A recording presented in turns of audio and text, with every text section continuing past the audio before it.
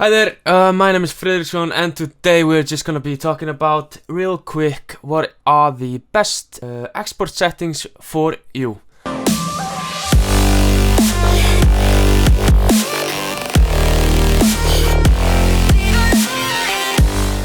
First you wanna go to the export window after you have finished your project, and that's Ctrl M.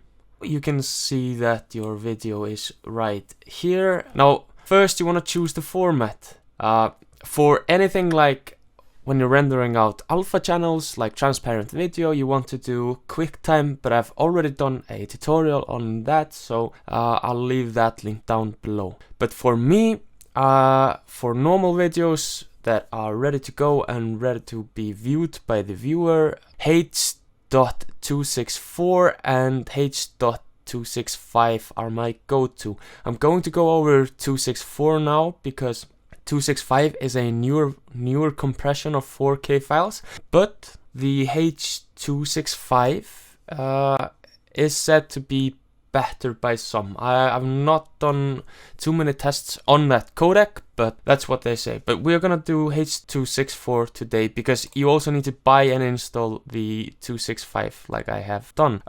This really doesn't matter because we're gonna change this later. Just leave it on high bitrate, and I would just skip doing all of this YouTube, Vimeo, Twitter thing because we want to have our video compatible to all sources. This is the output name right here, and that's completely up to you. This is where you choose the location of the file where it is exported to. Now, the basic video settings is the first settings we're gonna see underneath the video tab, which is most important. The first thing you're gonna see is width and height. Now this is set to my sequence settings, and this is 1920 by 1080, but if you would want to change that, you could change it like so.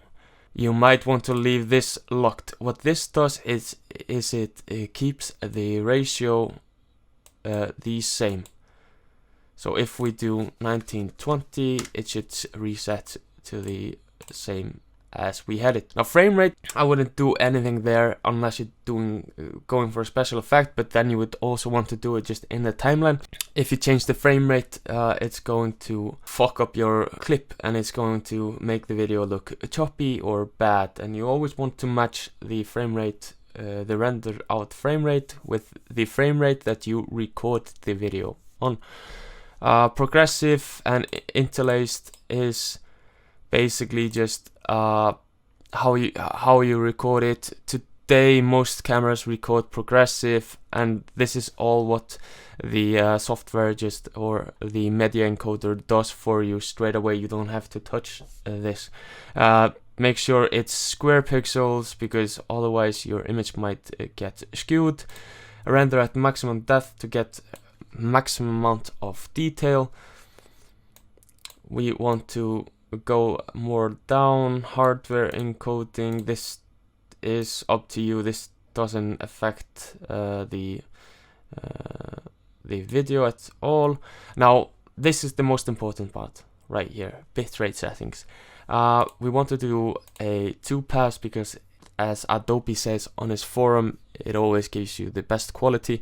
Now for YouTube you don't need to have it at such a high bitrate because YouTube compresses the image after you've put it in, but I still feel like it's always better to have it higher. It is always better to have it higher. You don't need to have it unreasonably high. For HD, I find it is enough to be between 10 and around 30. 30 is a bit excessive for HD. You don't need that much, but I want to have that wiggle room for the software to be able to go that high.